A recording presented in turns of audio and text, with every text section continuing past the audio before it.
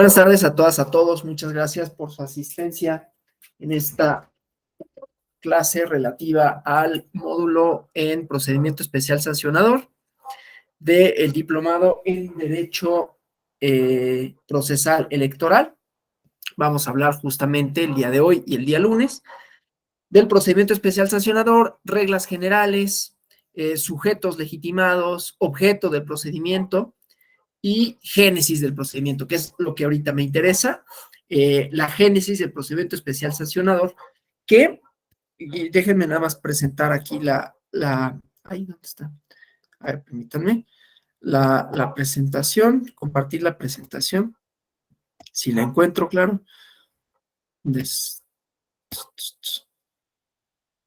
Más hay un perrito ladrando y bueno, por alguna razón no está la presentación. No, a ver. No. A ver, permítanme, porque no veo la presentación. No me permite compartirla. No sé por qué razón, no la veo aquí. Ya está. Ok.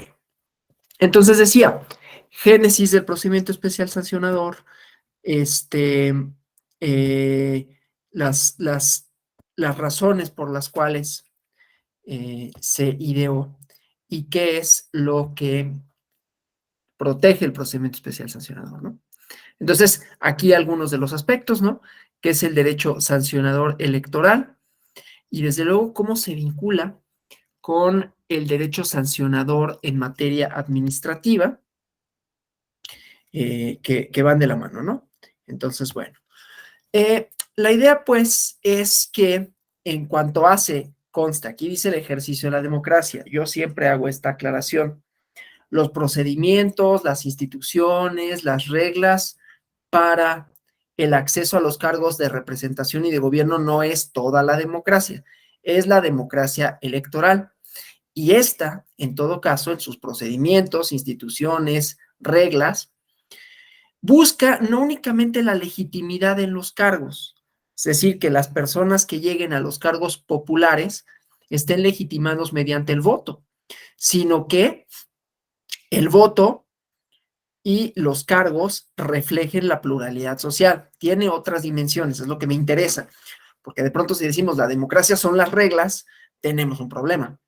Las reglas son una parte, una dimensión de los acuerdos democráticos que tienen muchos componentes que se vislumbran en la ley, en cómo se aplica, en cómo es el ejercicio del gobierno, etcétera, ¿no?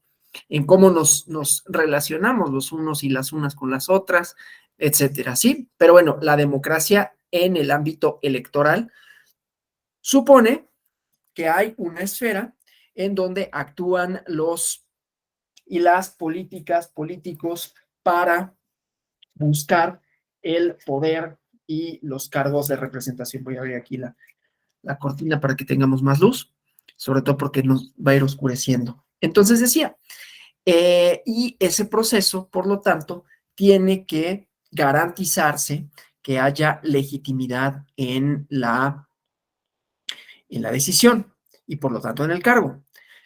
Y entonces es un proceso interesante el que sucede con el procedimiento especial sancionador porque se vinculan dos derechos, dos formas jurídicas y políticas distintas. Por un lado, y que es la más importante, que busca cuidar el procedimiento especial sancionador, la formación de voluntad popular, que la voluntad popular se materializa, entre otras cosas, en el acto de votar, que es lo que le da la legitimidad a los cargos públicos, ¿no? A los cargos políticos, a los cargos que son elegidos mediante este sistema de representación y de toma de decisiones, ¿no? Pero entonces hay que cuidar la formación de voluntad popular. ¿Y qué me refiero con que hay que cuidar la formación de voluntad popular? Cualquier decisión que nosotros tomamos en nuestra vida cotidiana puede ser algo tan intrascendente como tomar un café y decir, ¿tomo café o no tomo café? ¿Cuántos llevo hoy? Ah, pero es viernes, mañana no me levanto tan temprano. Yo acostumbro tomar café. Bueno, O una decisión puede ser más importante como, no sé, encuentro un empleo y tengo varias ofertas y entonces me decido por una. Esas decisiones están mediadas, es decir, entre yo que decido o la persona que decida y la decisión hay una distancia y esa distancia quiere decir que para tomar esa decisión considero varios factores, que cuando tomo esa decisión hay una serie de cuestiones que están en medio de lo que voy a decidir y mi acción. Tomar un café, un empleo o votar, ¿no? Y en algunos casos, como en el caso de votar, dentro de ese espacio que media entre mi decisión, cruzar una boleta, y, eh, y la decisión por cuál boleta cruzar, bueno, cuál insignia, cuál partido cruzar, o cuál candidato cruzar, se interpone media está en medio de mi decisión la propaganda político-electoral. No es automático. Hay personas, lo decía hace rato en un curso, en un partido político, hoy he hablado todo el día del PES, ¿no? 3 clases y las 3 del PES. No es queja, me gusta el PES. Pero bueno, entonces les decía en la mañana, a mediodía, que la propaganda no quiere decir que necesariamente influya siempre en la voluntad, porque hay quienes ya tienen o tenemos muy definida una posición política, de manera tal que no importa la propaganda, ya sé por quién voy a votar de antemano. No estoy hablando en mi caso, estoy hablando en general. Puede haber distintos porqués. Las escuelas que estudian el voto, por qué la gente vota y por qué vota por determinado partido, determinada agrupación, determinada corriente ideológica, determinada posición política. Dicen, hay distintas motivaciones, ¿no? Hay una motivación y es decir, en ella, cuando decimos por qué las personas votan y por qué en un determinado sentido, hay posibles explicaciones, teorías y por lo tanto hipótesis que se siguen de esto, ¿no?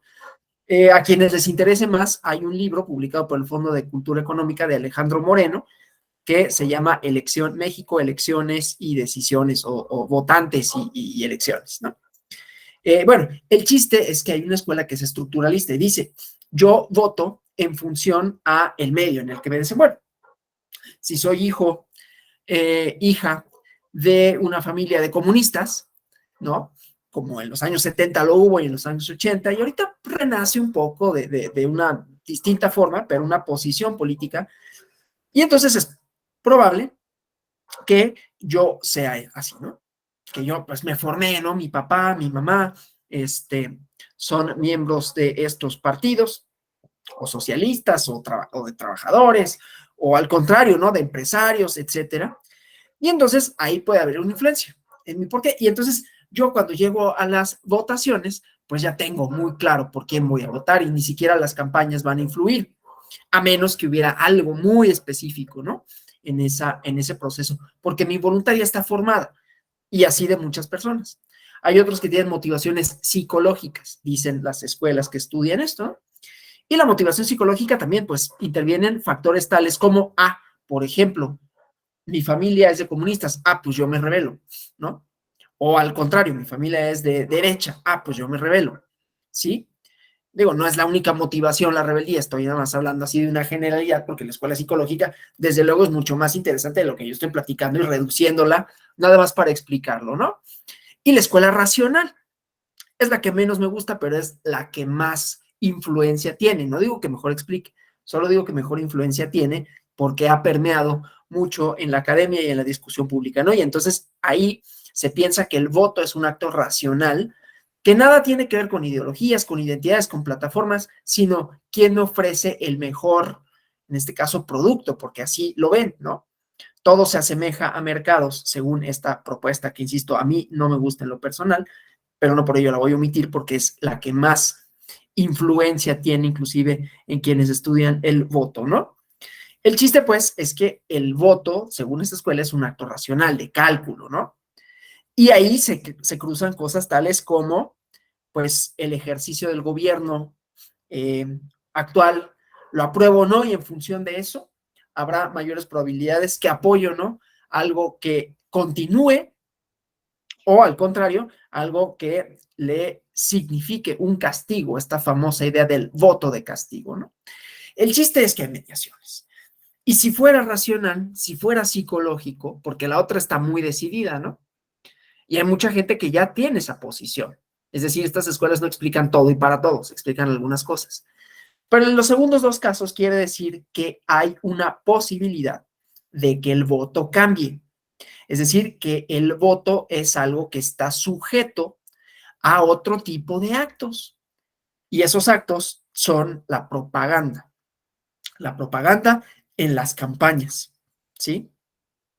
A eso le denomino el proceso de formación de voluntad popular para lo electoral, en donde los partidos políticos, sea en tiempos de campaña, sea en tiempos ordinarios, le comunican a la población su plataforma, su proyecto, sus ideas y cómo ejecutarlas. Y entonces, en los tiempos electorales, las campañas tienen sentido porque son parte de esa mediación.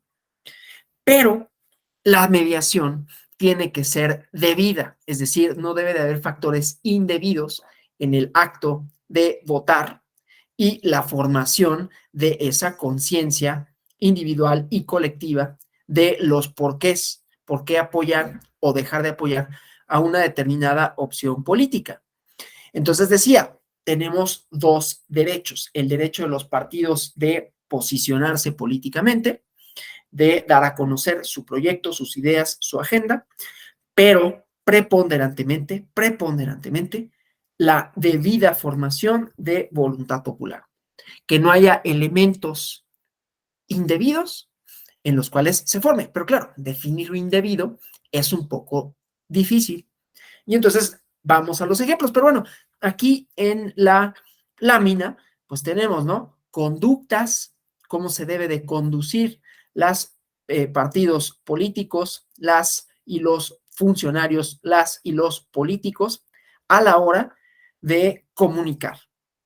Obviamente, esto implica que hay una serie de conductas indebidas y a ellas les corresponde una sanción cuando existan, ¿no? En ejercicios de determinación de sanciones en función a el modelo de comunicación política, es decir, las reglas a partir de las cuales se puede comunicar las plataformas políticas en este proceso general que denomino formación de voluntad colectiva o formación de voluntad popular, ¿no? Bueno, entonces tenemos un sistema, ¿no? Un sistema electoral de reglas, pero donde confluyen varias cosas, ¿no? Confluye el derecho,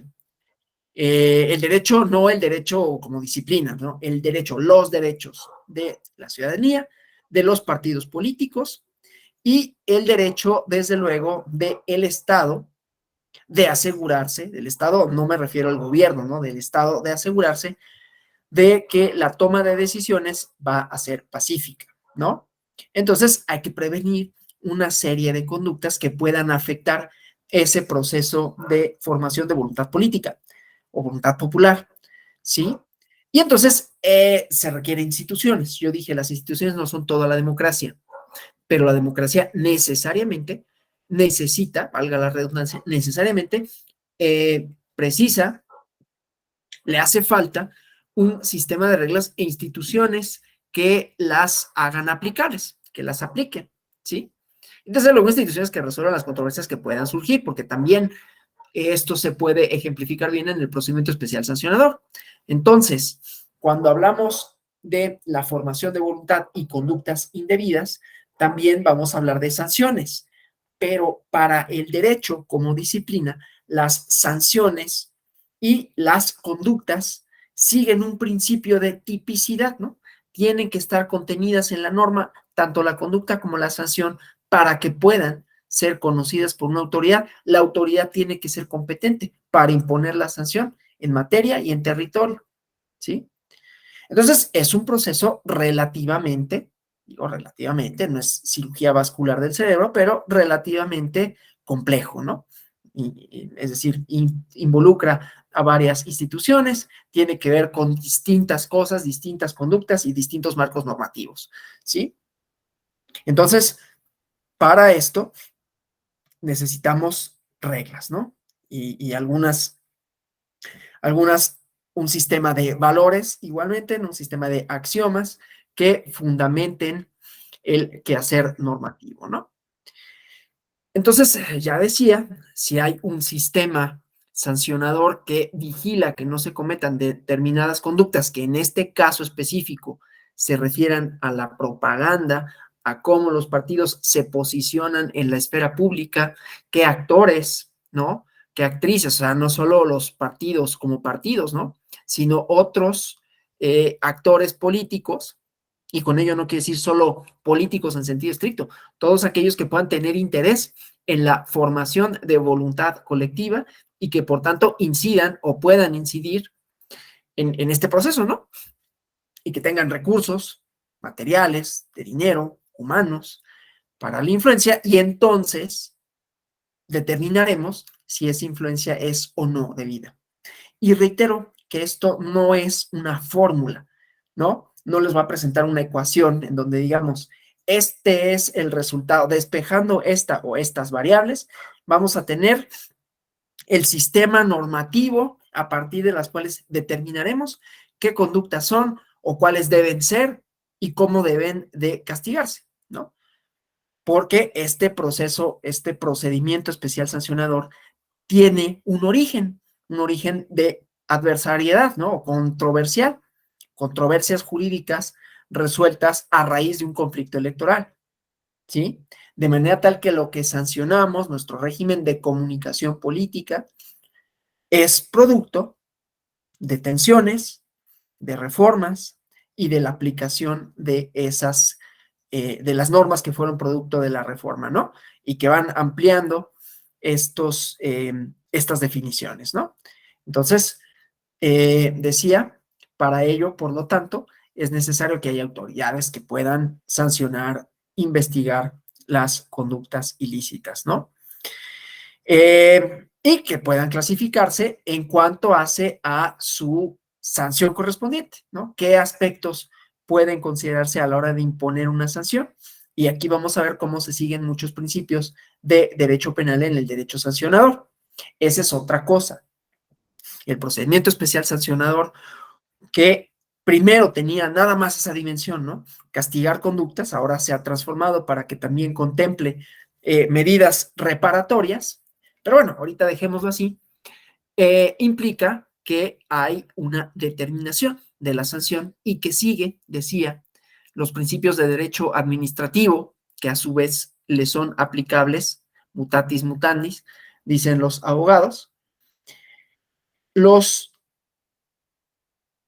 principios de derecho penal, ¿no? Tipicidad, culpabilidad, conducta, non bis in idem, ¿no? Que no se castigue dos veces una misma conducta, que la conducta tiene que estar prevista en la ley, que la sanción tiene que estar prevista en la ley, que no hay retroactividad en la aplicación de las sanciones, pero que sí hay para la absolución, digámoslo así, ¿no? Bueno, entonces, esta parte que como vemos tiene el componente político, proceso de formación de la voluntad colectiva, componente jurídico, definición de reglas, autoridades y sanciones. Y ahí hay una conjunción. No son conjunciones perfectas, así como esto no vamos a sacar una ecuación del otro tampoco. Y entonces determinarlo es una labor de indagación, pues ahí sí, vamos a decirlo así, casuística, ¿no? Dependiendo de circunstancias de los casos, y para eso se instruyen estos procedimientos, ¿no? Bueno, entonces vamos a hablar del procedimiento especial sancionador, pero para ello vamos a decir cómo llegamos ahí, ¿sí? ¿Cómo llegamos a tener un sistema, un procedimiento así de complicado en términos de las autoridades que intervienen, complejo más que complicado, autoridades que intervienen, marcos regulatorios, líneas jurisprudenciales, ¿no?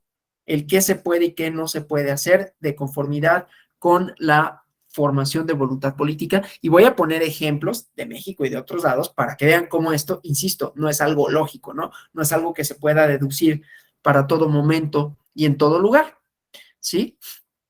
Entonces, bueno, aquí un poquito de la transformación, pero me interesa en particular el año 2006, ¿sí? Y el conflicto electoral que se derivó a raíz de las elecciones, el conflicto postelectoral, que yo creo que fue un conflicto pre, durante y post la elección, ¿no?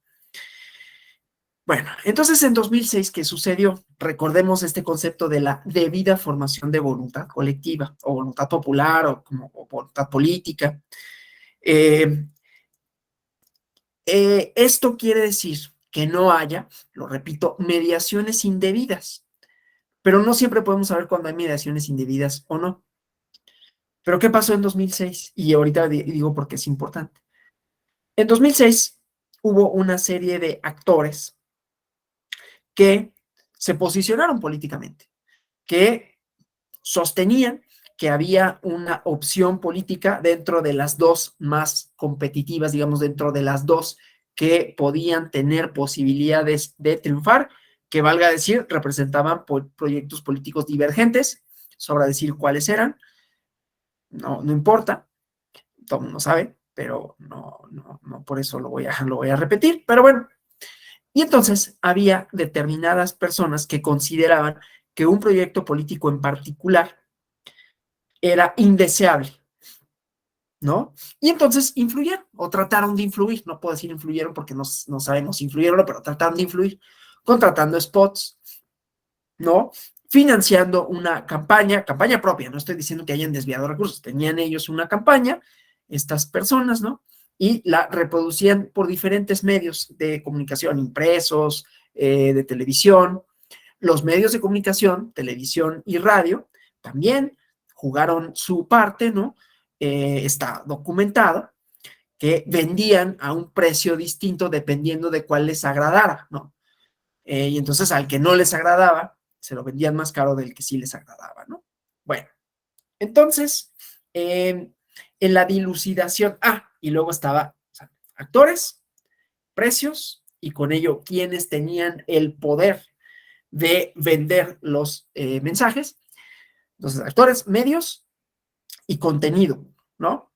El contenido de esos mensajes, no solo por quién lo expresaba, aunque también por quién lo expresaba es importante, quién, qué y cómo, ¿no?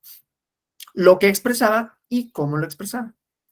Entonces, en este proceso hubo una serie de juicios, varios, y uno de ellos le solicitaba al Instituto entonces Federal Electoral que sancionara las conductas indebidas de determinados actores políticos sociales. Insisto que políticos no nada más son los que detentan el poder político formal, ¿no? Los políticos, todos aquellos que pueden influir en el proceso de toma de decisiones, y hay muchos que sin ser políticos tienen mucho más poder que cualquier político con un cargo formal, ¿no? Pero bueno, el chiste pues es que solicitó una de las coaliciones que había competido, la coalición por el bien de todos, que se sancionara a quienes habían tenido un comportamiento indebido en términos de contenido, en términos de mensaje, ¿no? El contenido sustantivo, lo que dijiste, lo que dijeron. Y la respuesta del entonces Instituto Federal Electoral es que no había vía, ¿no? Es decir, había una vía sancionadora ordinaria, ahorita vamos a ver ordinario sancionador y especial sancionador. La ordinaria no era motivo, es decir, no era la vía idónea para conocer y para sancionar. Y entonces, en ausencia de vía, el INE, el IFE, entonces le dijo, pues, no hay vía, ¿no? En el sistema de medios de impugnación en materia electoral, ya lo habrán visto, o lo saben, o lo están viendo, hay distintos recursos, ¿no? Uno de los cuales se refiere a los actos del Instituto, entonces federal, ahora nacional electoral, que es el recurso de apelación. Entonces, mediante recurso de apelación, pongo aquí mi reloj para ir al pendiente del tiempo, En el recurso de apelación 17, diagonal 2016 y acumulados, resuelve la sala superior porque la parte demandante se queja del contenido de este acuerdo, en donde el Consejo General dice, pues no tengo cómo instruir ese procedimiento, ¿no?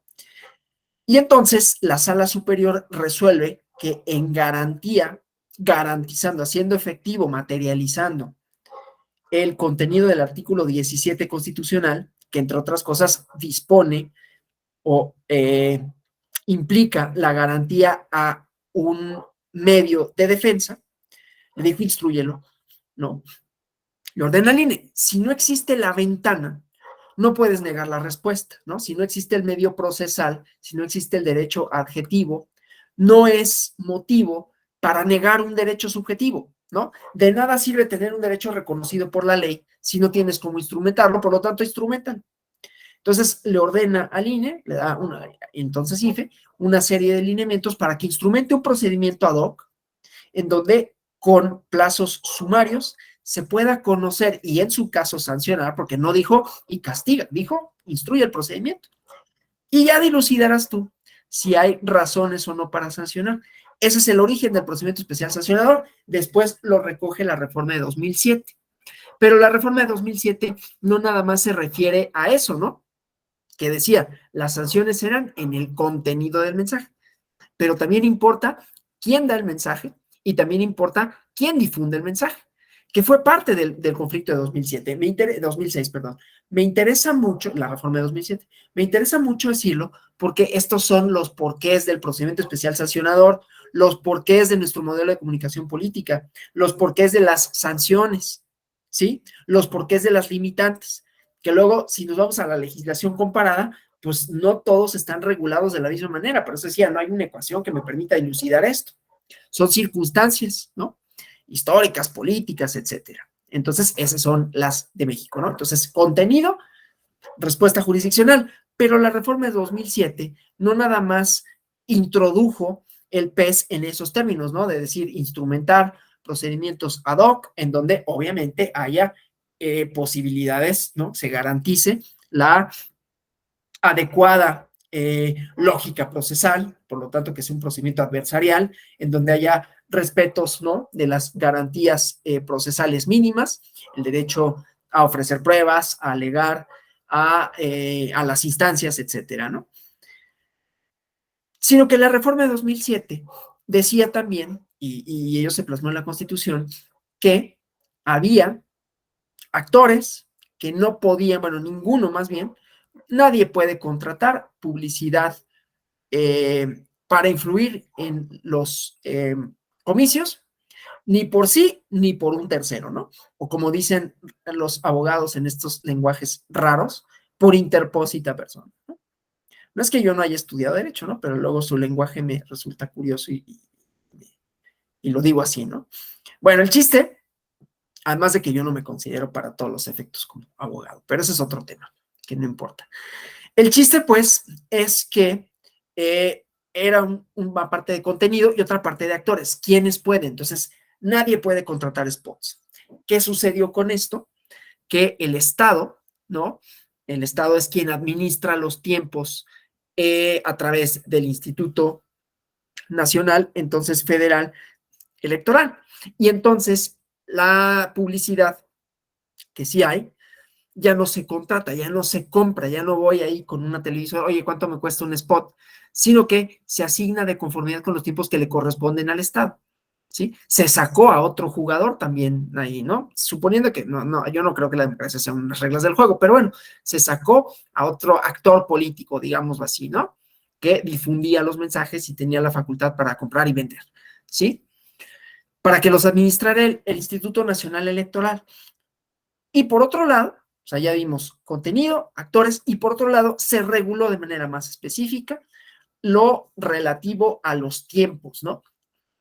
Lo relativo a la propaganda gubernamental, lo relativo al uso de recursos públicos, ¿sí? Bueno, todas esas son objeto de conocimiento del procedimiento especial sancionador.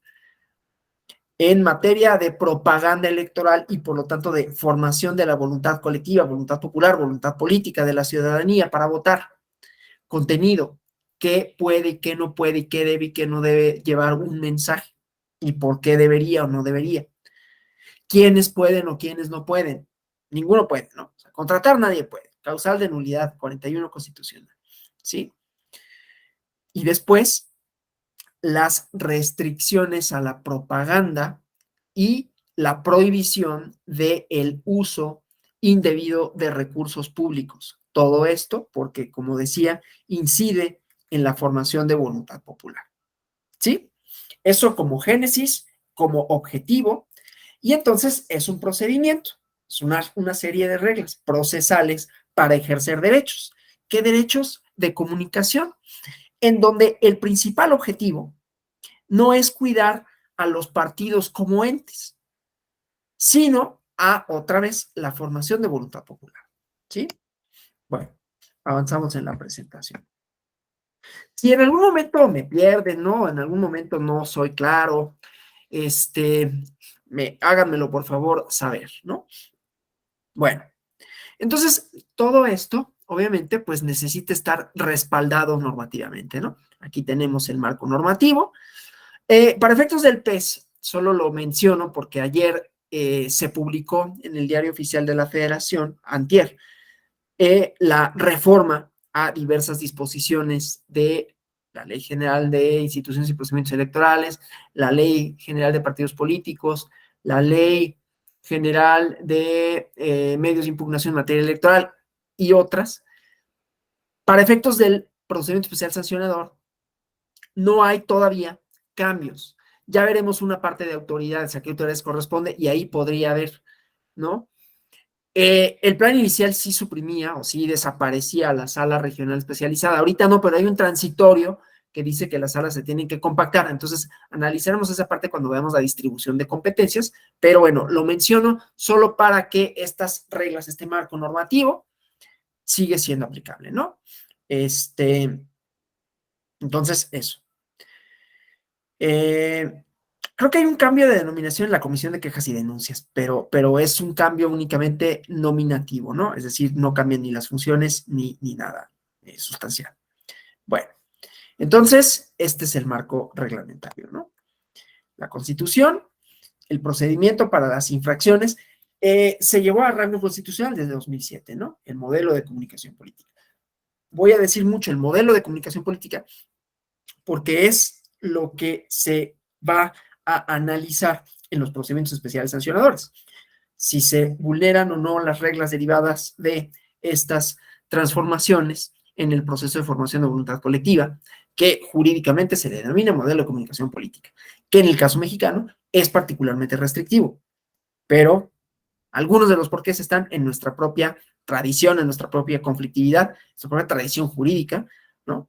Aquí a los abogados, comentario un poquito al margen, y no, pues se les forma para litigar, básicamente, ¿no? Entonces, pues si tú enseñas a las personas a litigar, pues van a litigar. Y entonces todo va a ser litigable. Inclusive, el pensamiento del legislador puede ser de adoptar marcos jurídicos que permitan la litigiosidad, ¿no? Lo digo como característica, a mí no me encanta, pero no es más que eso, ¿no? Porque el derecho electoral, quizás nuestro sistema electoral, sea el más litigioso del mundo, ¿no? Que da la posibilidad de que todo pueda impugnarse, ¿no? Como característica, otra vez, así se diseñó, no lo diseñó ni el tribunal ni el INE, tampoco es culpa de ellos, ¿no? Pero bueno. Ah, y una cosa, este procedimiento, ¿no? Estas serie de reglas para conocer las infracciones que puedan cometerse al modelo de comunicación política, tienen un elemento que resulta interesante, ¿no? O sea, no nada más es la dilucidación del procedimiento, sino la posibilidad que durante su tramitación se puedan suspender las comunicaciones o los spots o aquellas transmisiones que impliquen o que impacten a el modelo de comunicación política, ¿no? Entonces, como procedimiento, no nada más vamos a sancionar, sino que también busca evitar que se produzcan daños a la formación de voluntad colectiva, ¿no? Son principios de derecho administrativo, pero es importante mencionar las medidas cautelares como una de las instituciones fundamentales de este procedimiento. No nada más es conocer, dilucidar si se vulneró, sino detener los efectos de aquella propaganda que pueda ser vulnerable, perdón, o que pueda vulnerar más bien la esfera pública, el modelo de comunicación política. Esto es importante porque sabemos nosotros, ¿no? En el derecho, saben ustedes que distinto tipo de actos pueden producir distinto tipo de efectos, ¿no? Hay actos de consumación inmediata, ¿no? Actos electorales inclusive, que se producen sus efectos en el momento en el que se llevan a cabo, ¿no? Ahorita pongo ejemplos para el procedimiento especial sancionador y las cuestiones relativas a las medidas cautelares, ¿no? Hay actos que son continuados, que sus efectos se producen en el tiempo y se siguen produciendo, ¿sí? Diferenciando estos dos, vamos a hablar de ejemplos para efectos del procedimiento especial sancionador. Entonces, por ejemplo, una persona que de manera indebida, en violación al artículo 134, fracción octava de la Constitución, haga uso indebido de recursos públicos, es decir, utilice recursos públicos para tratar de influir en las votaciones o en el proceso de formación de conciencia colectiva para votar, ¿no? ¿Qué hace? Vamos a poner un ejemplo sacado, me lo estoy inventando, ¿no? Acude a un mitin, siendo él un funcionario, funcionaria pública, ¿no? El que ustedes gusten, acude a un mitin, da un discurso y dice, y por eso deben de votar por esta persona. Y con algunas características, ¿no? Ese hecho por sí mismo no quiere decir que en todos los casos sea materia de sanción, pero resulta que estaba en horario laboral. Resulta que es el gobernador o el presidente municipal o el presidente de la República que acude y hace eso, ¿no? Que acude como presidente y lo presentan como tal, ¿no? Y entonces dice, y tienen que votar por esta persona. Hay un llamado al voto, ¿no? Entonces, ahí hay un uso de recursos públicos, devenga un salario, está en horario laboral, tiene una figura pública conocida que pueda suscitar adhesiones importantes, ¿sí? Es decir, que puede influir indebidamente, ¿sí? O las dádivas, ¿no? Bueno, ese acto se consume en el momento en el que se produce, ¿no? Ya lo hizo, ¿sí? Ese puede ser sujeto de sanción, es decir, en un procedimiento especial sancionador se denuncia y dicen, oye, acudió al mitin e hizo tal cosa. Más allá de, perdón, para efectos de la Ley General de Delitos Electorales puede ser un delito, no digo que sea, digo que puede ser, depende de otras circunstancias, pero independientemente de eso, puede ser sujeto también de responsabilidad para efectos de un procedimiento sancionador, ¿no? Tienen que concurrir otras conductas, solo estoy diciendo, hay actos que se acaban en el momento en el que se producen todos sus efectos, ¿sí? Y hay actos que son continuados, como la propaganda. Si yo publico un tweet o, bueno, yo no, pero un actor político relevante, un partido político o un spot, pues los spots se contratan por un espacio de tiempo, ¿no? Entonces, mientras ese spot subsista, van a seguirse produciendo los efectos, de manera tal que aquellos spots que puedan vulnerar el modelo de comunicación política por su contenido, lo que expresan, pueden ser sujetos de una medida cautelar, ¿sí?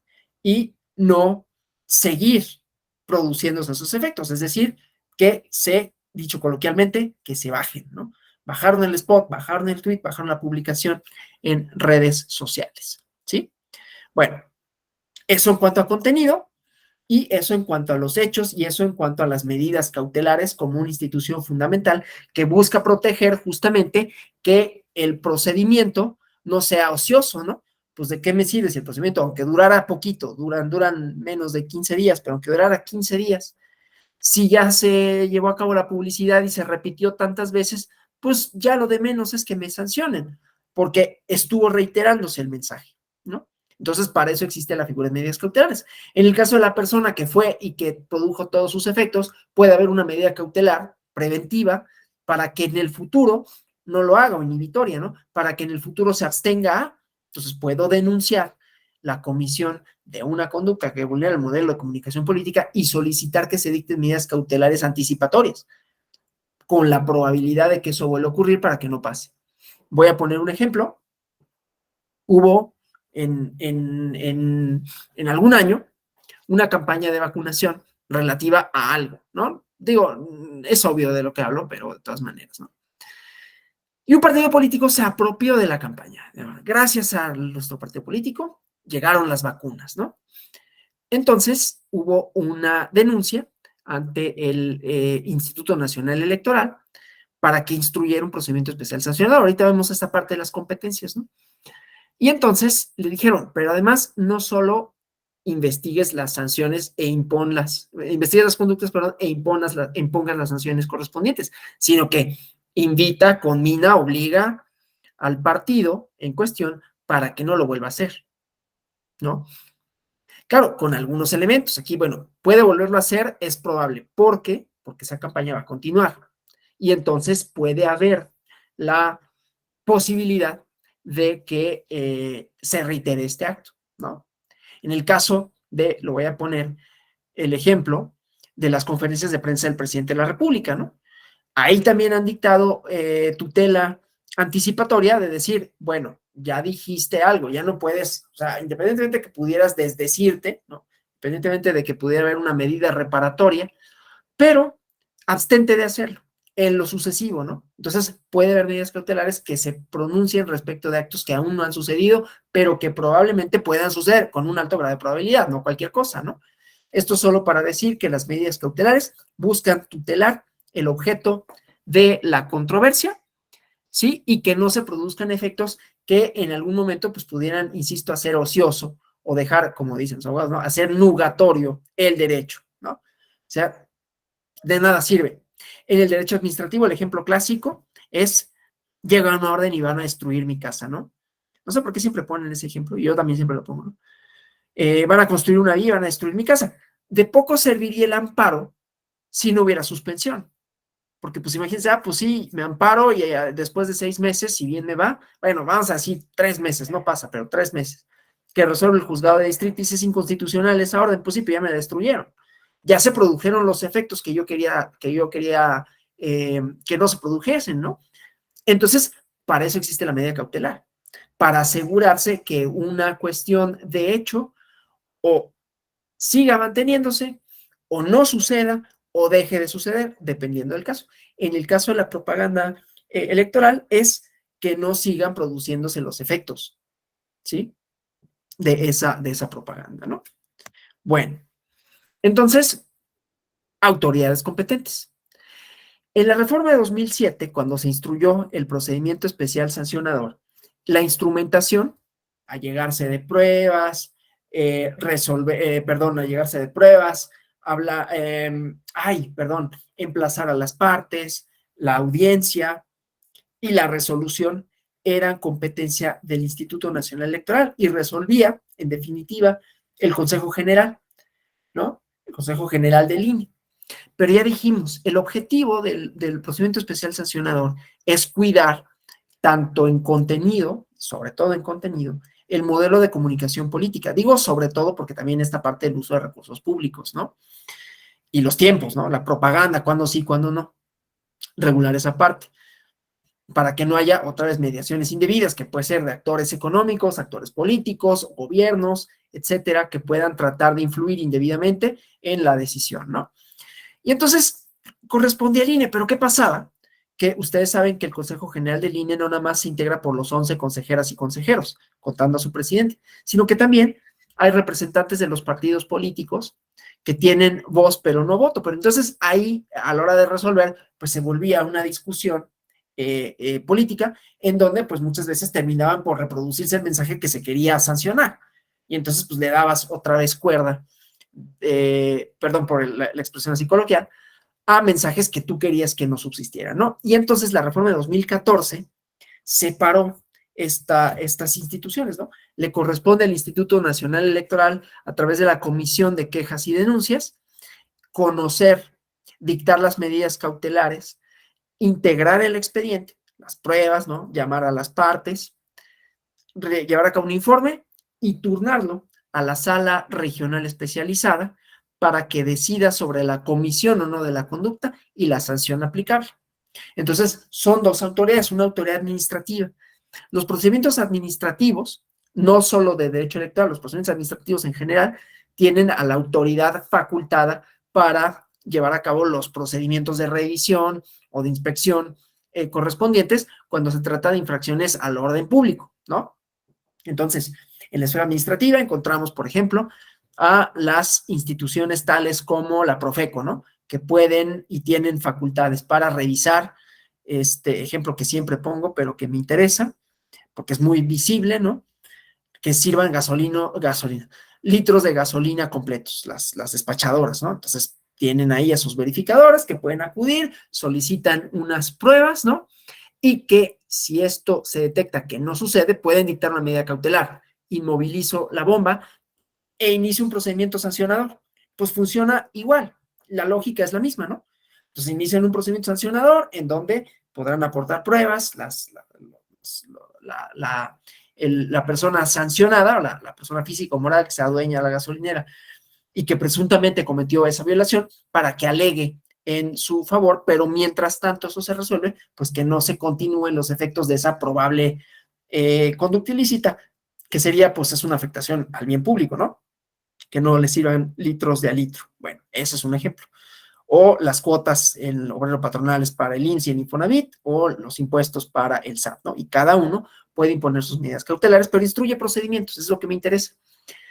Pero en este caso, la resolución compete a una autoridad jurisdiccional, que es la sala regional especializada que decide. Luego está el recurso de revisión, que eso lo vamos a ver con mayor detalle el día lunes, ¿no? Entonces, esto nada más para ir hablando de distribución, los qués y los quiénes instrumentan el procedimiento, ¿no? Bueno, entonces, aquí algunas de las bases constitucionales, ¿no? Y esto que yo les decía, ya que tenemos una autoridad administrativa y que sigue principios de derecho sancionador, entonces hay distintos de estos componentes, ¿no? Estos principios de derecho sancionador electoral que están relacionados con las sanciones administrativas, con las sanciones de cualquier conducta ilícita, ¿no? Entonces vamos a cada uno, dispositivo e inquisitivo, ¿no? Entonces, en los procedimientos, ¿no? Que tiene que ver con las formalidades. En el caso de los procedimientos especiales sancionadores, puede haber, pueden iniciarse por oficio o por denuncia, ¿no? También depende, no todos por oficio, hay algunos que sí, otros que no. El caso específico, la calumnia solo puede iniciar por denuncia de que tiene el interés jurídico, ¿no? Al calumniar, digamos, ¿no? Pero bueno, entonces el dispositivo, pues, probar, ¿no? En la clase que di en la mañana, que tenía que ver con medidas cautelares, pero había que acreditar la existencia del hecho, ¿no? Entonces, uno de los requisitos que tanto autoridades como abogados, como todo, inclusive los terceros interesados, así como los denunciados o denunciadas, tendrán que demostrar, según sea el caso, que existe o no el acto, ¿no? Si yo denuncio a un determinado partido, a un determinado candidato por haber hecho, pues lo primero que tengo que acreditar es que lo hizo, ¿no? Puede ser un testigo en video, en el caso de los spots, los partidos tienen la obligación de presentar sus testigos en video, o sea, sus videos, pues, a la autoridad, ¿no? No hay censura previa, por eso pueden pasar a la esfera pública y ahí pueden ser sujeto de denuncias por su contenido. Ahorita voy a poner ejemplos de esto, de qué es una denuncia por contenido, ¿no? Más allá de que ya dije, pues hubo actores en 2006, perdón, que trataron de influir y decían una serie de cosas en contra de un candidato y a favor de otro, ¿no? Bueno, y luego esta parte, a ver, tenemos una pregunta. Sí, Yael Manuel García. Eso no lo dije. Las preguntas y comentarios están abiertos, ¿no? Para cuando las desenformula. Doctor, buenas tardes a todos. Ahorita está hablando sobre la censura previa y del acto, la existencia del acto que esté acreditado. Me voy a regresar un poquito a lo que estábamos platicando acerca de las mañaneras del presidente que hace pronunciamientos que pudieran constituir una violación a la ley electoral y que la oposición le decía que le hiciera la invitación o lo conminara a que no volviera a reincidir en estos actos. En este caso, ¿no se estaría haciendo una censura previa para este llamado a que no repitiera eso, ¿no sería una censura previa en la mañanera a que hiciera eso el presidente? Qué buena pregunta. Es muy pertinente. Además, a reserva de que el lunes vamos a analizar algunos criterios, y hay uno específico de las mañaneras que tiene que ver con qué se considera propaganda gubernamental y cuál es su diferencia con relación al uso debido o indebido de recursos públicos. La propaganda gubernamental no está prohibida, está limitada, ¿no? A los tiempos electorales. Cuando hay procesos electorales, que hay un calendario que marca cuándo inicia el proceso electoral, en particular, por ejemplo, el de 2024 va a iniciar por ahí de octubre de este año, septiembre-octubre, se publica un calendario, y entonces decimos, inicia el proceso electoral, y entonces ahí está limitada la propaganda gubernamental, ¿no? Es decir, puede haberla, pero no en tiempos electorales. En el caso específico al que se menciona, al que menciona, creo que hace referencia a los casos de Coahuila e Hidalgo. ¿Qué pasó? Que la mañanera, ustedes saben, pues tiene un formato variado, tiene un formato que no sigue una estructura, digamos, específica, ¿no? Hay un mensaje general y luego hay una serie de preguntas y respuestas.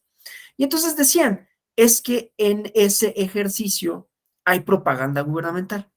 El problema es que como por las características del ejercicio, que no sigue un formato, ¿no? Sino que tiene una parte como pues medio discursiva, una parte de información, una parte de posicionamiento político.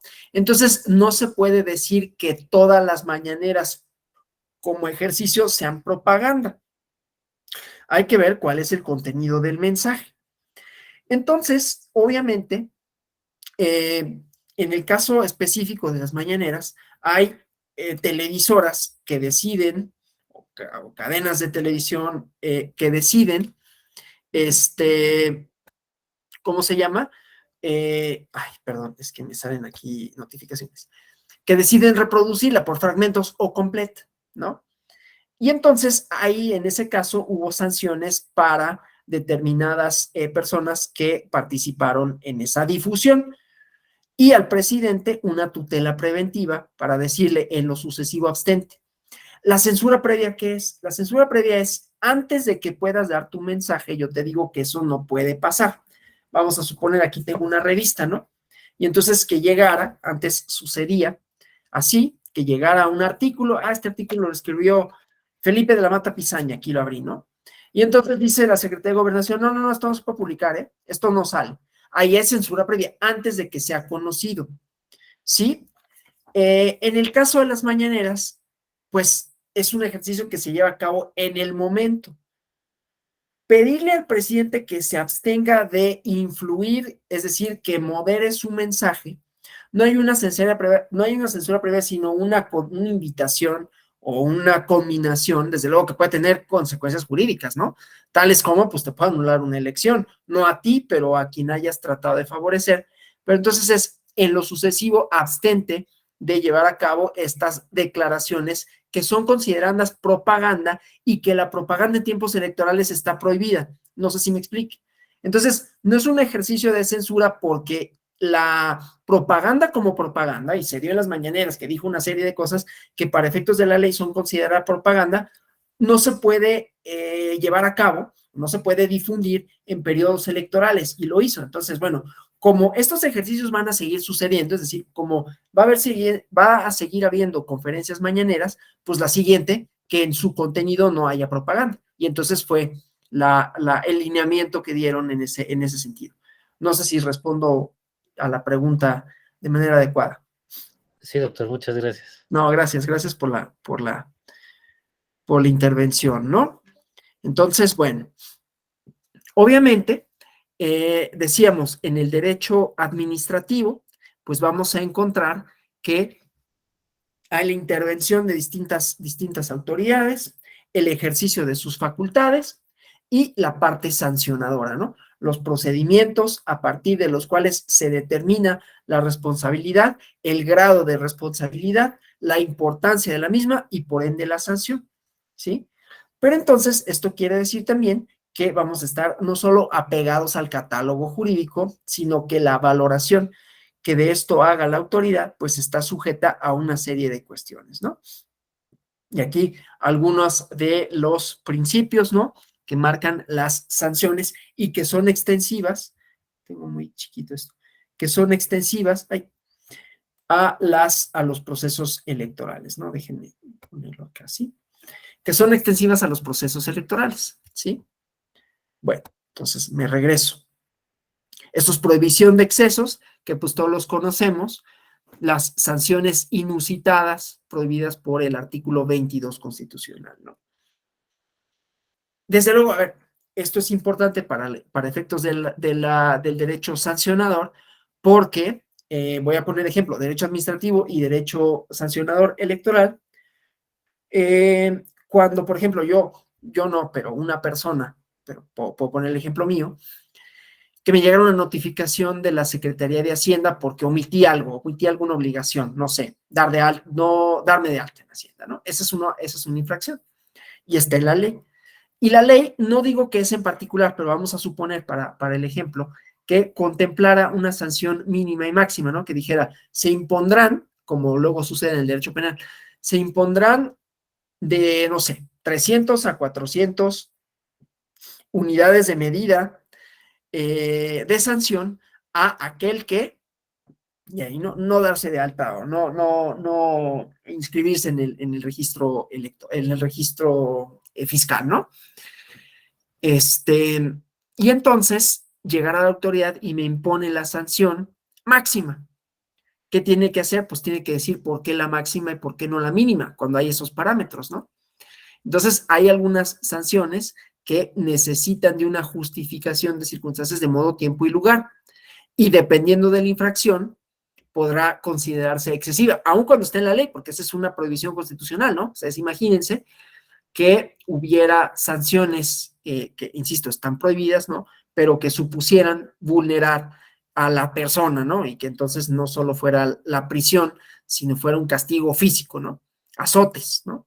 Mutilación. Ya ves que había un catálogo, no sé si alguna vez, ¿no? Pero las penas inusitadas, y decía azotes, palos, ¿no? Etcétera, como medios de castigo, ¿no? Prohibición de excesos. Pero también puede ser un exceso, por ejemplo, que por un spot indebidamente en su contenido, me cancelen el registro como partido, por ejemplo, ¿no? Entonces, tiene que haber proporcionalidad entre las sanciones y las conductas, ¿no? Vamos a ver aquí, ¿no? Entonces, lo mismo, ¿no? Estos principios para evitar los abusos.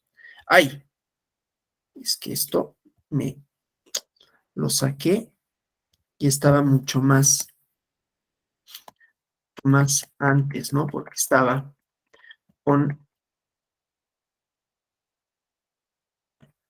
Hace referencia a otras diapositivas que están más adelante y que aquí vamos, ¿no? Tipicidad, pues esto ya lo saben, ¿no?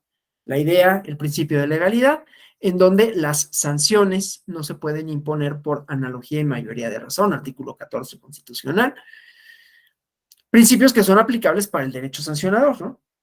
Ahora, aquí la cuestión, como dice en este último cuadrito, en el tercer recuadro, en el derecho penal la tipificación es directa e individualizada. En materia administrativa sancionadora, no hay un catálogo definido de faltas administrativas, ¿no? Con la asignación en sus correspondientes sanciones. Entonces, ahí resulta un poco más casuística, pero sí hay descripciones de conductas indebidas sancionables, ¿no? Y hay porqués sancionables, ¿no? Entonces, bueno, eso. Exhaustividad, lo mismo, ¿no? O sea, los planteamientos que llevan a cabo las partes en estos principios adversariales, ¿no? En esta lógica de contraposición o dialéctica, ¿no? En donde hay una posición y hay dos posiciones, ¿no? Una pretensión contraria a la otra y entonces que se integre y que se resuelvan cada uno de ellos, ¿no? Todos estos principios que pues tienen que ver con la teoría general del proceso, con los derechos, adjetivos de las partes, ¿no? Y legalidad, obviamente, lo mismo, ¿no? En donde estén revisadas la constitucionalidad, la legalidad de los actos. Estos actos administrativos, en principio, las resoluciones administrativas son de legalidad, ¿no? Revisamos la legalidad de un acto. pero resulta que también hay lineamientos constitucionales y o convencionales al respecto, ¿no? Entonces, bueno, esas dimensiones, y desde luego que los procesos sean expeditos, ¿no? En este caso específico es importante porque las campañas, ustedes lo saben, duran poquito, ¿no? Duran 90 días cuando son procesos federales, ¿no? Entonces, pues hay que resolver rápido por las afectaciones que puede haber y desde luego por las propias sanciones que pueden imponerse, ¿no? Otros principios como la irretroactividad de la ley, que ya lo sabemos, ¿no? En qué consiste, no reformar en perjuicio de, ¿no? Antes no era una sanción y ahora sí, y entonces se lo aplico de manera retroactiva, ¿no? Presunción de inocencia y no dobles sanciones por la misma conducta, ¿no? Claro, esto quiere decir cuando la misma conducta es sancionable por el mismo orden normativo. Una misma conducta puede tener distintas consecuencias normativas. Una misma conducta puede ser sancionable por la vía penal que por la vía fiscal que por la vía administrativa, suponiendo un funcionario que cometiera un delito no peculado. Bueno, esa va a ser una sanción penal, pero puede haber una sanción administrativa, porque las dos están previstas. No hay un doble castigo. Doble castigo sería que doblemente se castigara penal o administrativamente por la misma conducta, pero sí puede suceder que haya una misma conducta que esté prevista para diferentes ámbitos y que para cada uno de esos tenga consecuencias normativas, ¿sí? Pero bueno, entonces estos principios que ya decía del derecho penal que son aplicables en materia administrativa, ¿no? Y el ius puniendi, ¿no? La facultad de imponer sanciones. Bueno, entonces, estos procedimientos sancionadores en materia electoral, ¿no? Que buscan conocer, sustanciar, resolver irregularidades que hayan vulnerado la normatividad electoral, ¿no? Entonces, aquí las sanciones, ¿no? Dependiendo de quién se trate, entonces puede ser multas, reducción del financiamiento, suspensión de transmisión, cancelación del registro, suspensión del registro, pérdida de registro, amonestación pública, ¿no? Independiente de las medidas cautelares que puedan seguirse y que impliquen que deje de poderse difundir una determinada propaganda, ¿no? Esto con la idea de los actos continuados, ¿no? Una cosa es la sanción y otra cosa es los efectos de la conducta que se quiere evitar que subsista para que no haya un daño irreparable o de difícil reparación o para mantener las circunstancias en el estado en el que se encuentran, que son los objetivos generales de las medidas cautelares, ¿no? Bueno, entonces aquí las diferentes sanciones, a qué sujetos, como ven, se sanciona, ¿por qué? Todos son susceptibles de amonestación pública, multa a 200 días, solo observadores electorales, que hay casos, ¿no? En los que han vulnerado, por ejemplo, el principio de neutralidad. En el proceso electoral de 2020-2021 hubo una asociación que se inscribió como observador electoral y que hizo un llamado a votar en determinado sentido, ¿no? Y entonces a ellos les fueron sancionados por eso, ¿no?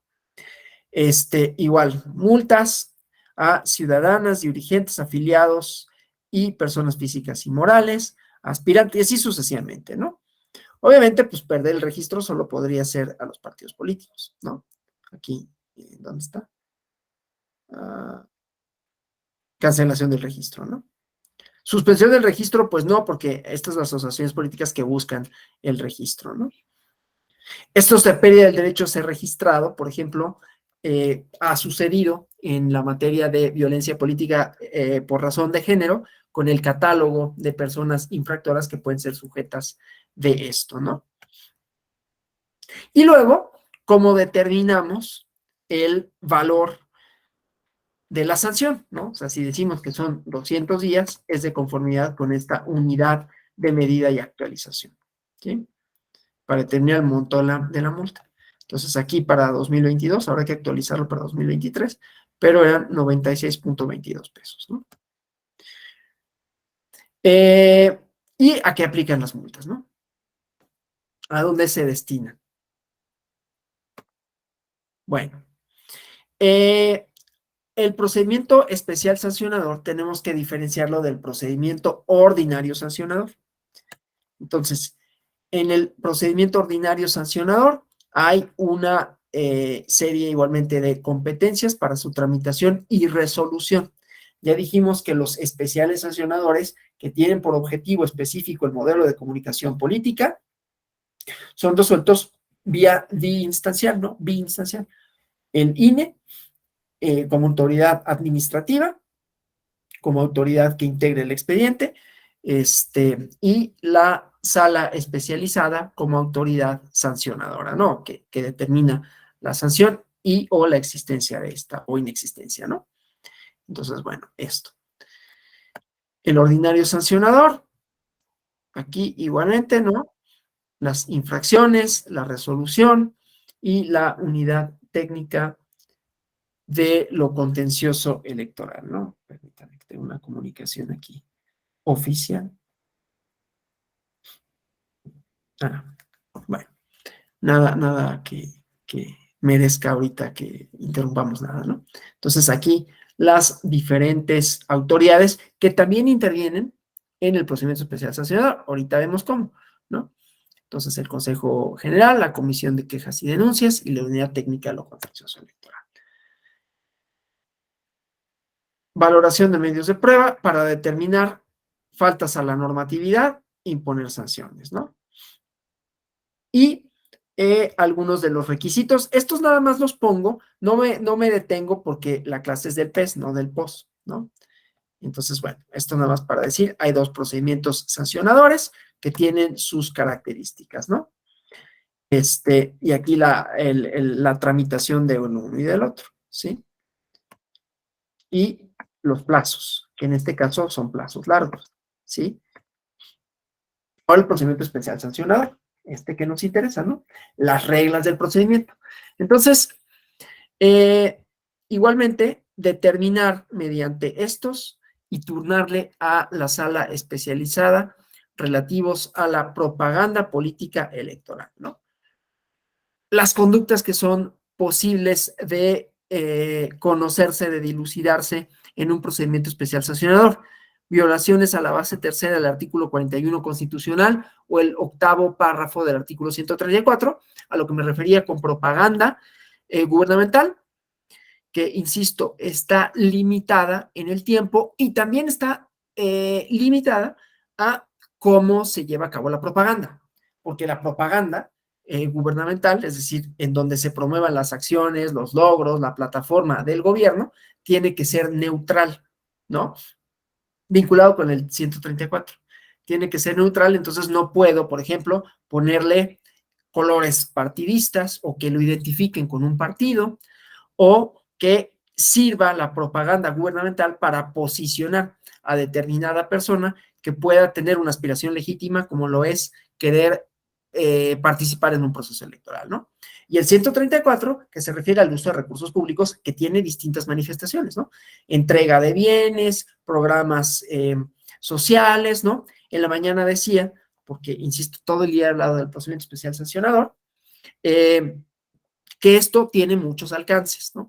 Que cuando hablamos de las prohibiciones del 134 y del debido uso de recursos públicos, de la neutralidad de la propaganda gubernamental, no debemos de pensar que solo se trata de aquellas personas a las que les dan o les entregan algo a condición del voto. Claro que esa es una modalidad, el uso indebido de programas sociales, pero de pronto pensamos que nada más a las personas en un estado de necesidad se les puede, voy a decirlo así, perdón por el lenguaje, comprar, ¿no? Pero hay otras prácticas, y ha habido a lo largo de la historia otras prácticas que también suponen, ¿no?, una serie de contraprestaciones para grupos, digamos, económicos poderosos, que también podrían pensarse que están haciendo mal uso de recursos públicos, ¿no? Entonces, solo para decir, no solo lo entendamos como, claro, a los que les dan un tinaco o una torta el día de la elección o una camiseta, ¿no? Sino que tiene distintas manifestaciones. Normas sobre propaganda es aquí en donde digo el contenido, qué es el mensaje, ¿no? en la campaña de 2007, una de las cosas que motivó las quejas era el contenido, era lo que se decía. Mal llamada, desde mi punto de vista, mal llamada guerra sucia, ¿no? Porque la guerra sucia hace referencia a otra cosa, a una práctica muy lamentable del Estado mexicano, y no solo del Estado mexicano, de los años 70, que pues suponía que personas perdían la vida, ¿no? Las asesinaban, las desaparecían. Entonces, de pronto llamarle guerra sucia a propaganda negativa, pues desde mi punto de vista resulta exagerado, por decirlo menos, ¿no? Pero bueno, el contenido quizás exagerado, quizás mentiroso, o definitivamente o deliberadamente mentiroso, ¿no? Entonces, eso también se limitó, ¿no? Normas sobre propaganda política electoral. Esa es una parte, desde luego, y que puede ser cuestionable. ¿Por qué hay países que sí permiten la propaganda negativa? Y eso no quiere decir con ello que esté bien que aquí no se permita, pero lo que sí está bien en términos de propaganda, ¿no? Es, por ejemplo, lo relativo a las minorías cualitativas, ¿no? O sea, las personas en un estado de vulnerabilidad que muchas veces o pueden llegar a ser presentadas en la esfera pública reproduciendo estereotipos que refuercen su condición de personas. Voy a hacer un ejemplo sobre esto y que tiene que ver con este inciso de normas sobre propaganda política electoral en el proceso de 2020-2021. Y fíjense, aquí además voy a ejemplificar lo que les decía al principio de la conjunción o de la colisión posible de dos derechos que no necesariamente son irreconciliables, pero que pueden serlo, que es el derecho del partido político de posicionarse y el derecho de la ciudadanía a recibir información, a recibir plataformas, a decidir sin mediaciones indebidas. Entonces, ¿qué pasó? Un partido político que con una ideología, que puede gustar o no, pero una ideología, decía que ellos, en congruencia con su ideología, proponían como estrategia política y como parte de su agenda legislativa y de gobierno que si llegaban al poder iban a hacer una serie de medidas, iban a tomar una serie de medidas legislativas. Una de las cuales se vinculaba con los derechos reproductivos, que ellos no son un partido propiamente favorable a los derechos reproductivos, y para los derechos de las personas no binarias, ¿no? Y propiamente matrimonio entre personas del mismo sexo, ¿no?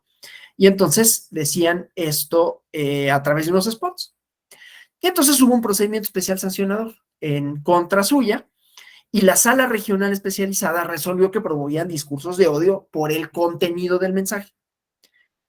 Se fueron a revisión en el recurso correspondiente ante la sala superior, que veremos con mayor detenimiento el día lunes, y la sala superior le dijo al partido, porque el partido decía, a ver, es mi ideología, puede no gustarte, pero yo tengo legitimidad de decir cuál es mi agenda legislativa.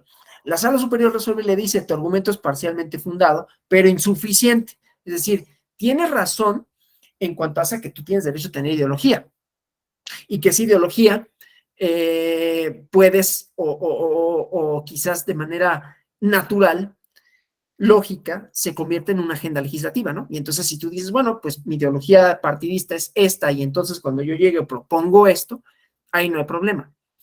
Pero el contenido del mensaje es el que era problemático porque reproducía una serie de estereotipos, una serie de discursos que suponían, por ejemplo, para el caso de las mujeres, que la maternidad era el único destino posible, ¿no? Y que era el deseable además, ¿no?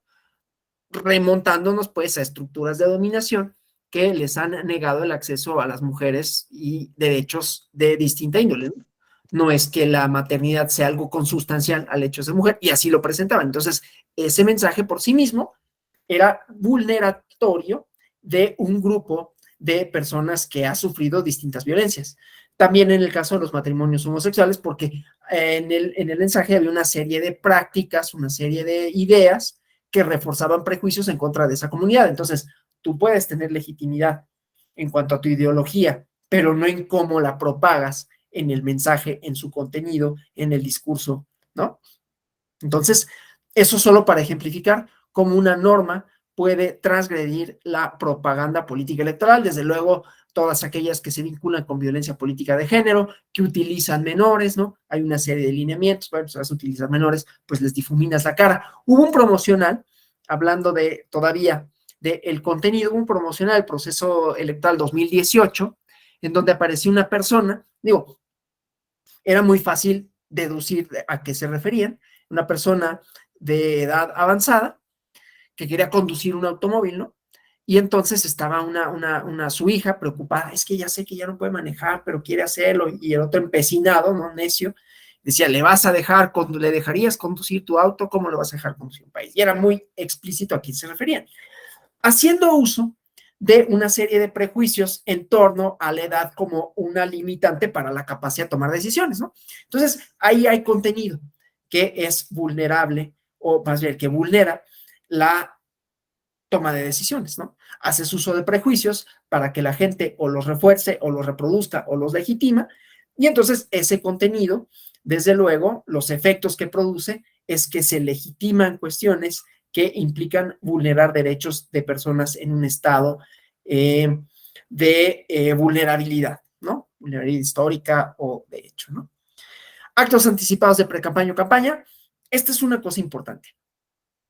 En la reforma que ahorita es derecho vigente, más allá de que pueda o no subsistir, la reforma relativa a los actos de campaña, de pre-campaña, contempla, creo que es el artículo 3, pero no me hagan caso en la cita de artículo de memoria, lo que se entiende como actos anticipados de pre-campaña o campaña.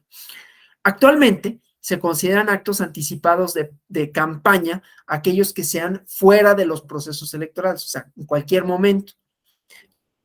En la redacción de la nueva ley los supedita a aquellos cuando se refieran a tiempos electorales.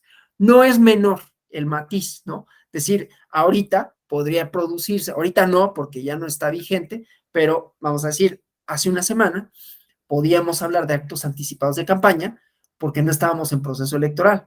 Entonces, todos aquellos que sean fuera de campaña serían fuera de campañas electorales, serían actos anticipados de campaña. Y claro, no es automático, hay que ver en función a qué, quién los dice, con qué efectos, ¿no? Estas otras cuestiones que también cita la Ley General de Instituciones y Procedimientos Electorales, y creo que ese es el artículo 3, que dice los llamados explícitos al voto y etcétera.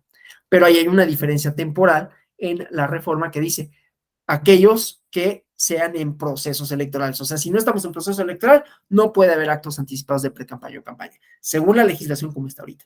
Antes era siempre que no estemos en la etapa de campañas, ¿no? O sea, mucho más amplio el alcance. Y esta reforma, que es muy importante, de la violencia política contra las mujeres en razón de género, porque estos tres supuestos, normalmente, salvo el del 134, cuando se trata de recursos públicos, pero eso de la neutralidad en la propaganda gubernamental tiene mayores implicaciones cuando estamos en procesos electorales.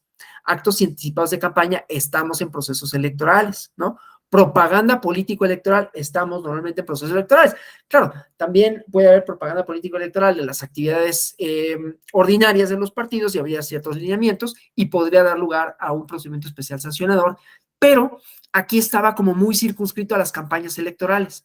En el caso de la violencia política contra las mujeres en razón de género, se rompió esa lógica, digamos, procesal, porque para el caso de denuncias relacionadas con violencia política contra las mujeres en razón de género es en cualquier tiempo. O sea, no es nada más en las campañas, cuando hay limitaciones, por ejemplo, para la propaganda, o cuando pueden considerarse actos anticipados de campaña o de pre-campaña, ¿sí? Sino que aquí es en todo momento, ¿sí? Entonces, ahí no hay una limitante de cuando sea así, entonces ocurrirá por esta vía y cuando sea así por esta otra, ¿no? Entonces, bueno. Aquí la distribución de competencias, ¿sí? Y bueno.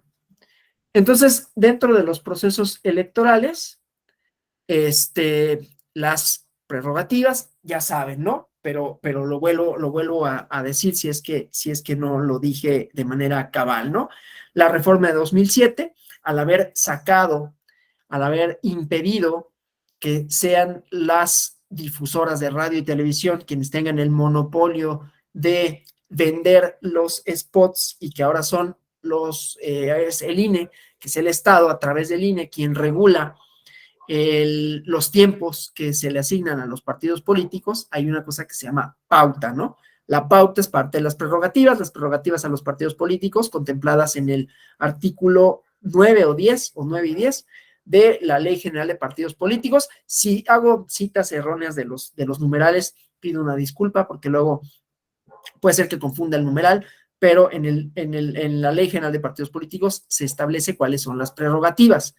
Dentro de las prerrogativas está el financiamiento público y el acceso a los medios de comunicación que se distribuyen en un esquema de 70-30, ¿no? 70% de conformidad con el rendimiento electoral de los partidos y 30% en partes iguales, y entonces se asignan un cierto número de minutos, dependiendo si son procesos electorales o no, son 30 y 45, respectivamente, ¿no? Si no hay tiempos electorales, son 30, si estamos en tiempos electorales, son 45 minutos diarios que se distribuyen de conformidad con una serie de reglas para tal efecto por parte del Instituto Nacional Electoral, y es en estos donde pasan los spots. El contenido es el que puede vulnerar esto de la propaganda, ¿no? Y desde luego esto que no es propiamente las reglas de la propaganda, sino el quehacer de las autoridades en cuanto hace a la propaganda gubernamental, no propaganda electoral, sino gubernamental, que tiene que ser neutral, que tiene que ser únicamente para los programas gubernamentales, y el uso de recursos públicos, que solo debe de ser para la instrumentación de la política pública y que no debe de estar supeditado a ningún comportamiento político electoral o constituirse en un elemento de presión para orientar el sentido del voto, ¿no? Actos anticipados de pre-campaña y campaña electoral y, como decía, en cualquier momento violencia política contra las mujeres en razón de género. Entonces aquí las bases, ¿no? Base tercera del 41 para hablar de los medios de comunicación y el acceso, ¿sí? Y la propaganda gubernamental en el artículo 134 y la calumnia, ¿no? Que es otra cosa que tiene que ver con el contenido, pero esa está limitada, solo la pueden interponer la persona que se dice afectada por ella, ¿no? Entonces, si yo fuera, que no voy a ser, pero si yo fuera candidato y dicen, Alonso es tal cosa, yo sería el único legitimado. ¿Por qué lo digo? Porque, por ejemplo, voy a repetir la palabra, en este ejemplo que les puse del partido político con una ideología que tenía una plataforma legislativa, pues el derecho de instar al Instituto Nacional Electoral para que investigara los hechos posiblemente constitutivos de una vulneración al modelo de comunicación política y las respectivas medidas cautelares que pudieran dictarse para que no se siguieran produciendo los efectos del spot, o sea, la propaganda.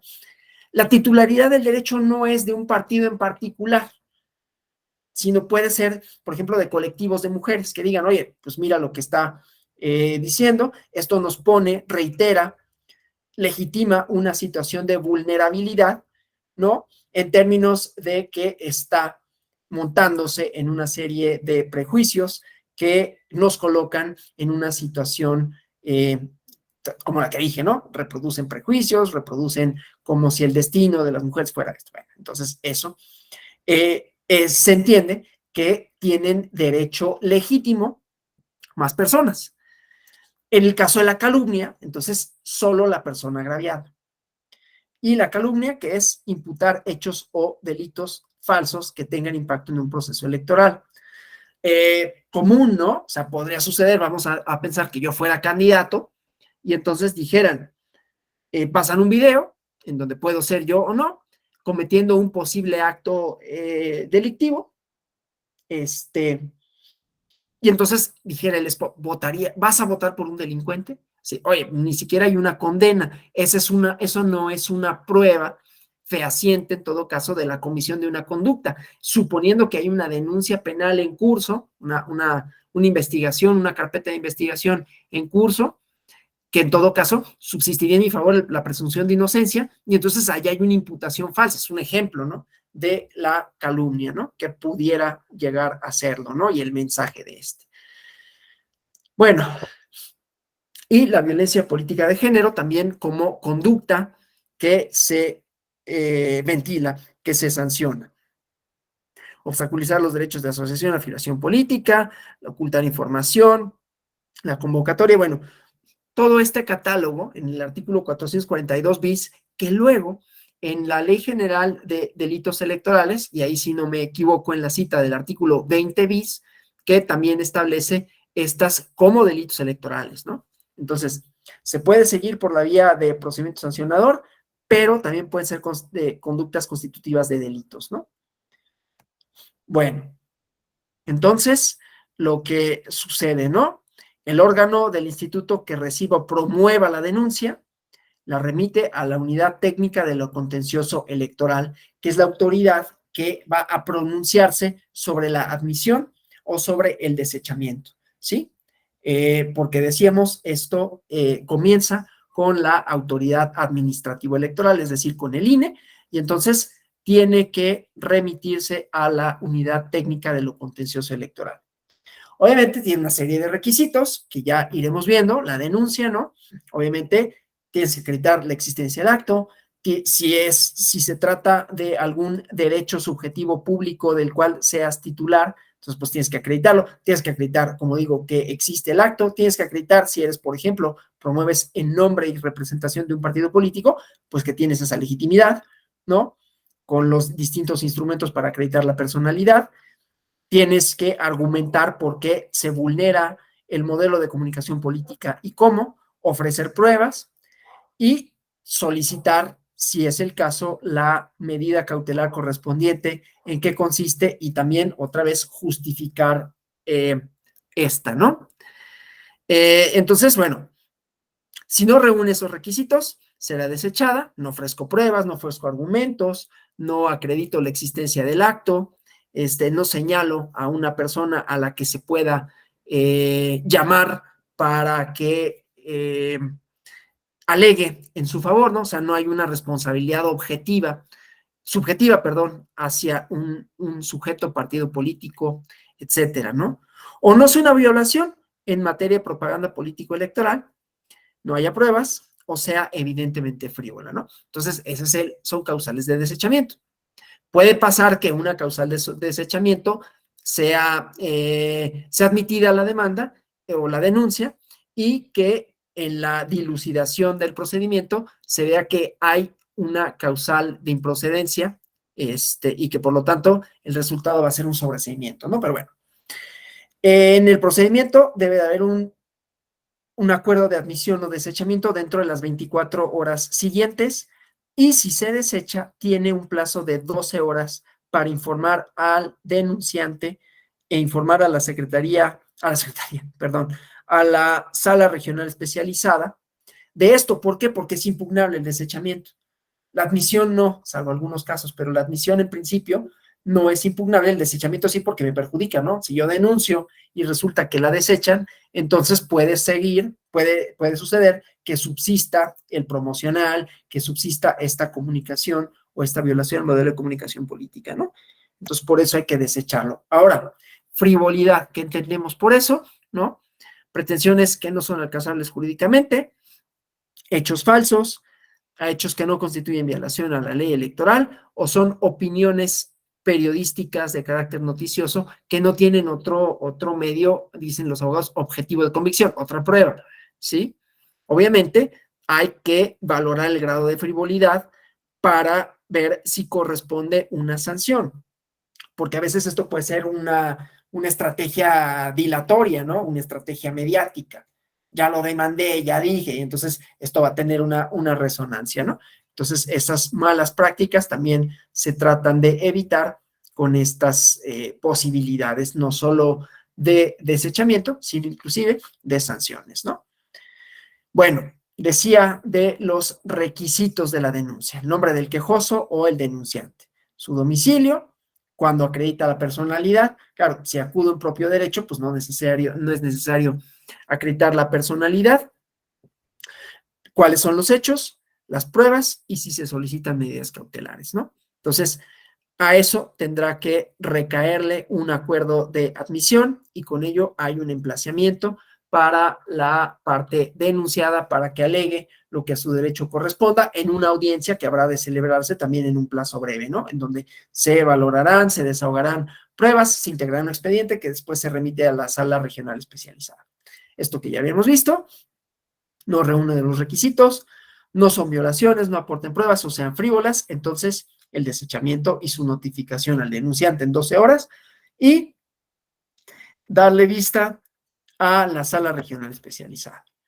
Entonces, cuando recibe la denuncia, la examina y puede realizar una serie de diligencias de investigación preliminares, ¿sí?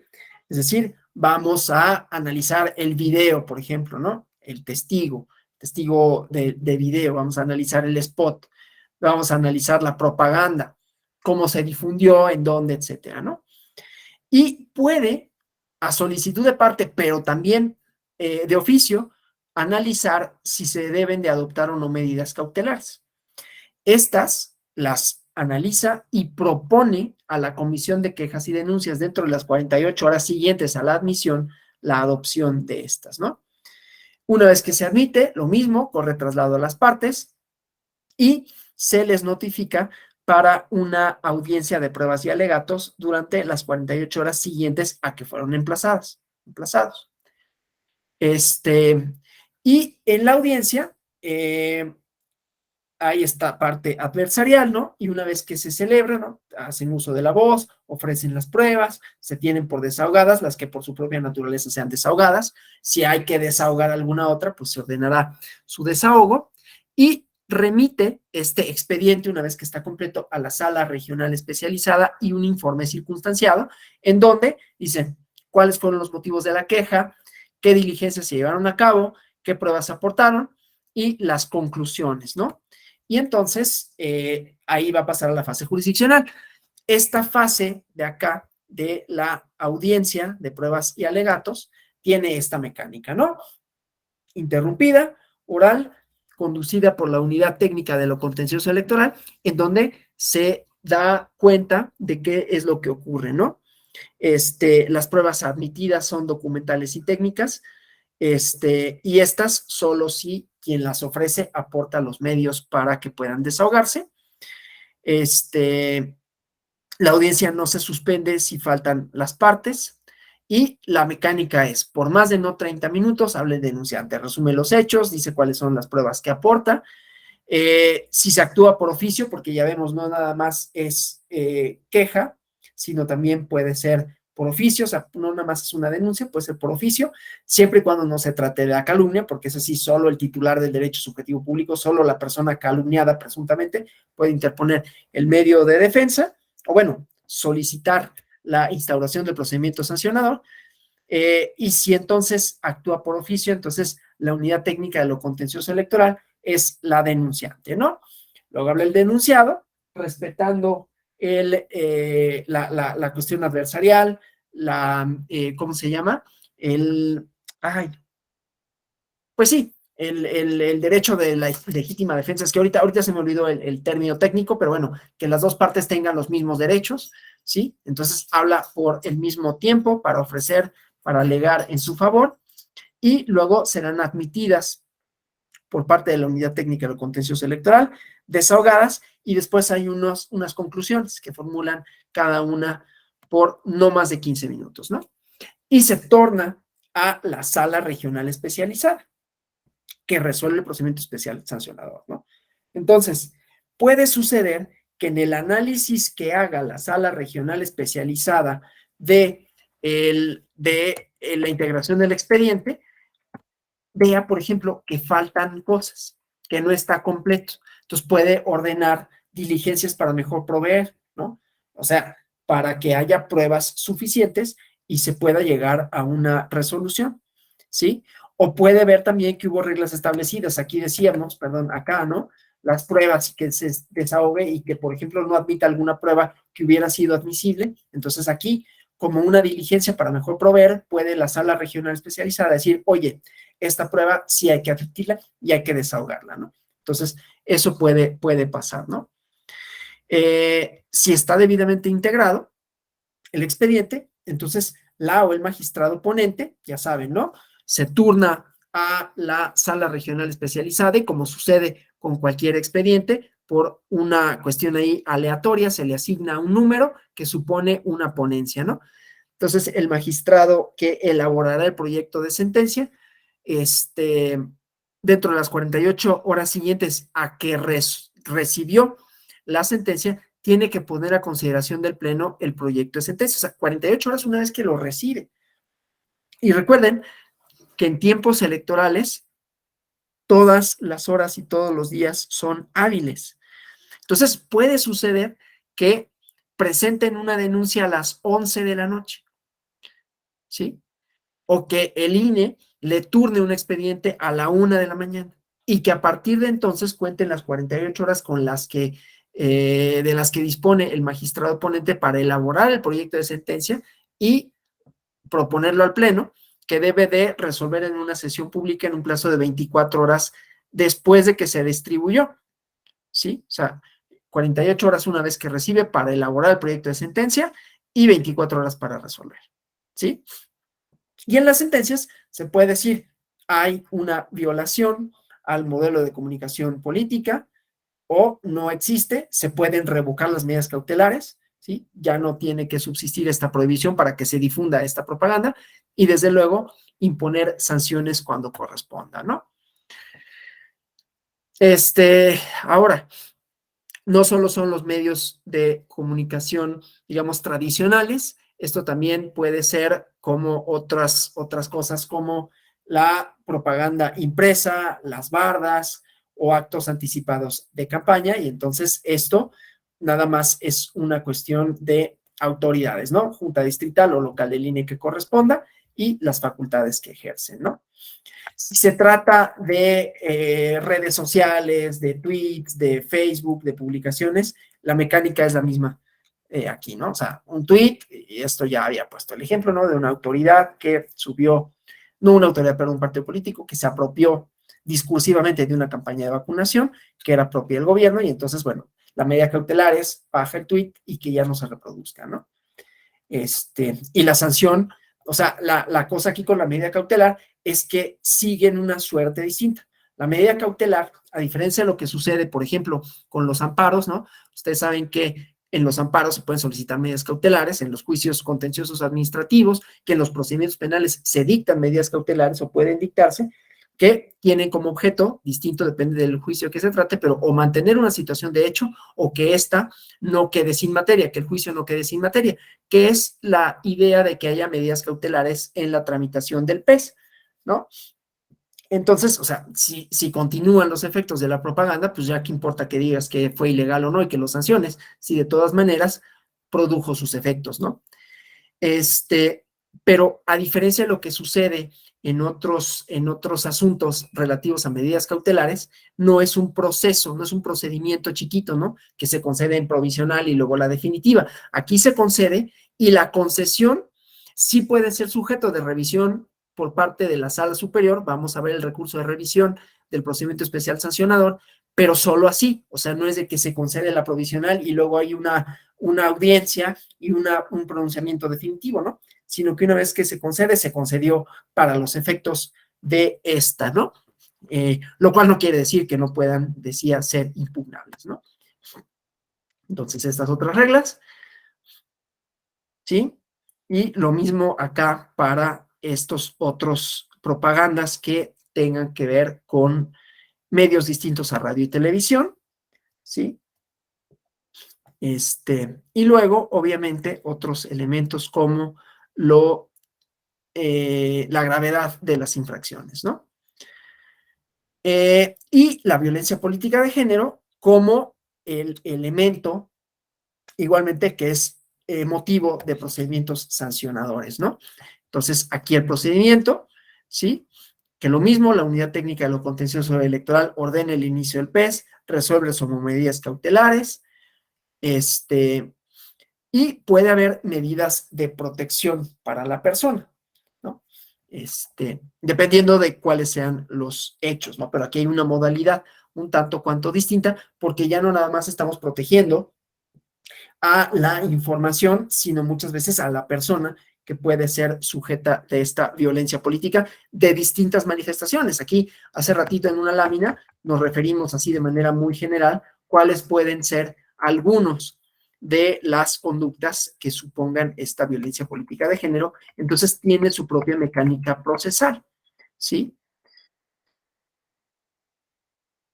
Y dependiendo también de cuáles sean los órganos del conocimiento, ¿no? También los sujetos, servidor, servidora pública, igualmente dará lista de las actuaciones para la Ley General de Responsabilidades Administrativas. Esto que les decía, una misma conducta puede tener efectos en distintos órdenes normativos y por lo tanto distintas sanciones, no vulnerando así el principio de non bis in idem, porque se trata de ámbitos materiales de validez de la ley distintos, ¿no? Bueno, lo mismo, aquí lo que debe de contener la denuncia: nombre, domicilio, narración de los hechos, las pruebas, medidas cautelares que se soliciten y la admisión o desechamiento igualmente, ¿no? En el plazo no mayor a 24 horas, ¿sí? Entonces, esto que decíamos, que no hay una limitante temporal para cuándo puede producirse hechos que impliquen violencia política contra las mujeres en razón de género, ¿no? Igualmente los desechamientos que siguen ¿cómo se llama? Una mecánica procesal igual que el proceso ya propiamente hablando, ¿sí? Y bueno, esta competencia de la sala regional especializada, que ya decíamos cómo es que lleva a cabo su mecánica, la idea de verificar que se cumplan con los requisitos, de ordenar diligencias para mejor proveer si es que fueran necesarios, imponer medidas de apremio si no se cumplen, ¿no? Y la resolución que ya decíamos, ¿no? Plazo de 48 horas, proponer el proyecto de sentencia al Pleno y el Pleno resolverá en 24 horas contados a partir de que fue distribuido el mismo, y las sentencias que pueden decir no hubo violación, revocamos medidas cautelares, o hubo violación, en qué consiste y cuáles deben de ser las sanciones, ¿no?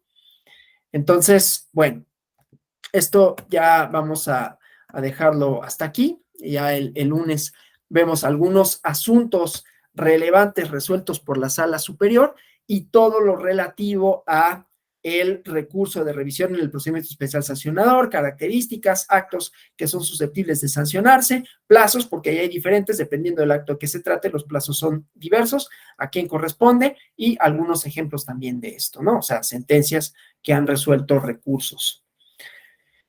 Bueno, hasta aquí yo. Ahora, preguntas, comentarios que pudieran tener con relación a lo expuesto.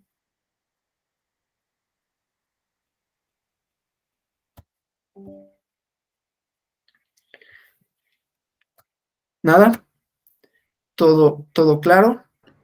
Todo claro, doctor. Muchas gracias. Bueno, pues siendo así, les agradezco por su atención, por su asistencia, esperando que haya sido interesante. Digo, fue muy veloz porque hay que dar una explicación general en 2 horas de un procedimiento que, como ven, no solo tiene muchos derechos subjetivos, tiene muchos contenidos, distintas autoridades, cómo intervienen, qué se cuida, pero espero que más o menos haya quedado claro como el objetivo, un poco la historia y los principales componentes del procedimiento especial sancionador, las autoridades y los plazos, ¿no? Pues muchas gracias por su atención, que tengan feliz fin de semana y nos vemos el día lunes para concluir con este módulo. Y otra vez, pues esperando que les haya sido útil, que sea interesante, que no se hayan aburrido demasiado. Siendo viernes de 4 a 6 de la tarde no es tan sencillo, aunque sí es más sencillo, por ejemplo, que cuando es viernes de 7 a 9, que también me ha tocado de la noche, ese es un desafío extra. No obstante, les agradezco y les deseo feliz fin de semana y nos vemos el día lunes. Gracias. Muchas gracias. Gracias. Muy bien. Hasta luego, doctor. Gracias, maestro. Hasta pronto. Hasta luego. Feliz fin de semana igualmente. Hasta luego. Adiós.